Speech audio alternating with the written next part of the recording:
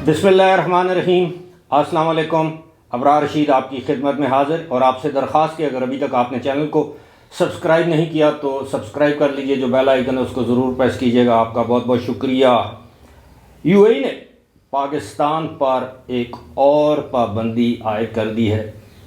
गुज़श्ता चंद बरसों के दौरान यूएई की जानिब से पाकिस्तान पर मुतअद्दिद पाबंदियाँ आयद की गई हैं। कुछ एलानियाँ थी, कुछ गैर एलानियाँ थी।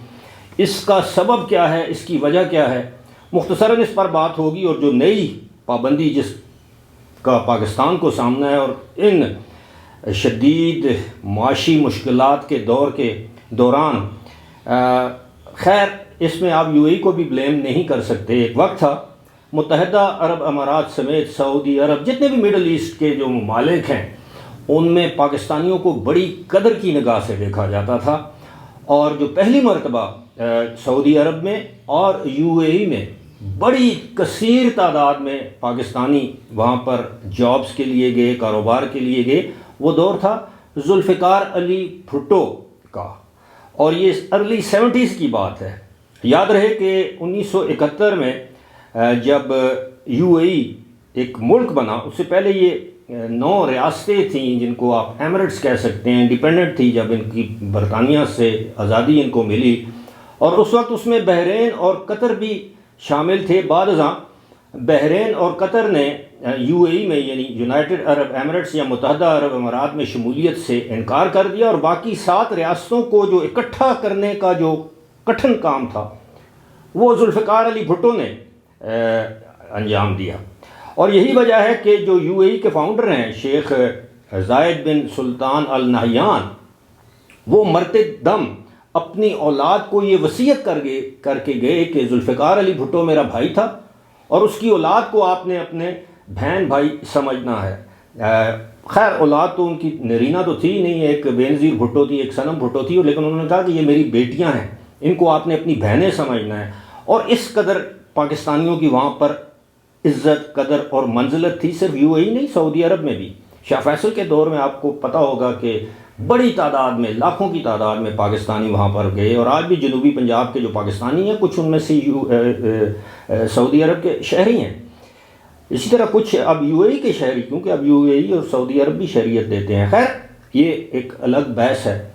लेकिन आहिस्ता आहिस्ता पाकिस्तान और पाकिस्तानियों की जो कदर है उसमें कमी वाक़ होती गई, चाहे वो सऊदी अरब हो, चाहे वो मुत्तहिदा अरब अमारात हो, बहरीन हो, कतर हो, ओमान हो, कुवैत हो, मिस्र हो। किसी ज़माने में ये पाकिस्तानियों के गर्विदा थे। एक मरतबा एक वाक़या आपको मुख्तसर सा छोटा सा एक वाक़या सुनाता हूँ। मुशाहिद हुसैन सैयद आप सब जानते हैं, नवाज़ शरीफ के दौर में ये वज़ीर इत्तलात भी रहे, सेनेटर भी रहे, मुशर्रफ के दौर में वज़ीर इत्तलात रहे। तो एक मरतबा उन्होंने वाक़या सुनाया कि उनकी यासिर अरफ़ात से मुलाकात हुई, और इस मुलाकात उस वक्त वो बतौर एडिटर दी मुस्लिम, वो बतौर जर्नलिस्ट यासिर अरफ़ात का इंटरव्यू कर रहे थे। तो कहते हैं कि मुशाहिद हुसैन सैयद कहते हैं कि यासिर अरफ़ात ने मुझे कहा कि आप पाकिस्तानी बड़े थैंकलेस, बड़े नाशुक्रे लोग हैं। तो मुशाहिद हुसैन सैयद ने कहा कि जी वो कैसे है? तो उन्होंने कहा कि आपने पाकिस्तान के मौसन, जिसने पाकिस्तान की 90,000 जो फ़ौज थी जो भारत की कैद में थी उसको रिहा करवाया, जिसने बहुत वसी रकबा पाकिस्तान का भारत से वापस दिलवाया, जिसने पाकिस्तान को एटमी प्रोग्राम दिलवाया, जिसने पाकिस्तान के गरीब को ज़बान दी, जिसने पाकिस्तान को तरक्की की राह पर डाला, जिसने पाकिस्तान को पाकिस्तान का पहला मुत्तफ़िका आइन दिया, पाकिस्तान की रियासत का नाम इस्लामी जमहूरिया पाकिस्तान रखा, आलमी सतह पर तमाम मुसलमान ममालिक को इकट्ठा किया, वो आलम इस्लाम का एक मुदब्बर लीडर था जुल्फ़िकार अली भुट्टो, और आपने उसको फांसी पर चढ़ा दिया। इससे बड़ा नाशुक्रापन क्या होगा? तो हम अपने जो हमारे साथ आज कुछ हो रहा है उसके ज़िम्मेदार हम खुद हैं। तो खैर अब यूएई ने जनाब पाकिस्तान से बहरी रास्तों से गोश्त की दरामद पर, जो पाकिस्तान से गोश्त बरामद किया जाता है, मीट, उस पर पाबंदी आयद कर दी है। पाबंदी की क्या वजह है कि एक कराची की एक कंपनी ने, फर्म ने कुछ ऐसा गोश्त वहाँ पर भिजवाया जिसे जब उसका मुआयना किया गया यूएई की किसी पोर्ट पर दुबई में, तो वो गोश्त जो था وہ مضر صحت پایا گیا۔ اب اس کمپنی کا یہ دعویٰ ہے کہ جس بحری جہاز میں وہ گوشت گیا تھا اس کا فریزر ٹھیک کام نہیں کر رہا تھا، لہٰذا وہ گوشت جو ہے وہ مضر صحت پایا گیا، اور اس کمپنی نے مبینہ طور پر اس جہاز راں یا شپنگ کمپنی پر ہرجانے کا دعویٰ بھی کر دیا ہے۔ لیکن ہوا کیا؟ ذمہ دار وہ کمپنی ہے یا جہاز ہے؟ ہوا یہ کہ اب انہوں نے آئندہ مہینے پاکستان سے بحری راستے سے گوشت کی درآمد پر پابندی عائد کرنے کا فیصلہ کر لیا ہے۔ اب یہ ایسا موقع ہے جس وقت پاکستان کو برآمدات کی شدید اور اشد ضرورت ہے، لیکن ہمارے ہاں کوالٹی کنٹرول پر توجہ نہیں دی جاتی۔ کوئی سستی کمپنی ہائر کی ہوگی اس شپنگ کمپنی، گوشت برآمد کرنے والی کمپنی نے، اور اس کا نتیجہ یہ نکلا۔ اور ویسے بھی ہمارے ہاں جو گوشت ہم کھاتے ہیں، آپ سب کو پتہ ہے کہ پتہ نہیں مردار جانوروں کا ہوتا ہے، زندہ جانوروں کا ہوتا ہے، کس چیز کا گوشت۔ ماضی میں ہمارا ماضی گواہ ہے، تو زیادہ دور کی بات نہیں کہ لاہور میں یہاں تک کہ وزیر اعلیٰ ہاؤس میں کتوں کا گوشت بکرے کے گوشت کے نام پر فراہم کیا جاتا رہا، گدھوں کا گوشت یہاں پر فروخت کیا جاتا ہے، مردار جانوروں مرغیوں کا گوشت جو ہے وہ فروخت کیا جاتا ہے۔ تو پھر ظاہر ہے پابندیاں تو لگیں گی۔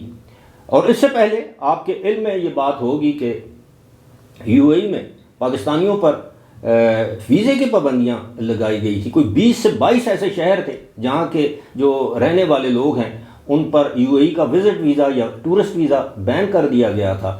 اور اب بھی اگر آپ یو اے ای کا ٹورسٹ یا وزٹ ویزا لیں تو یہ آسان نہیں ہے۔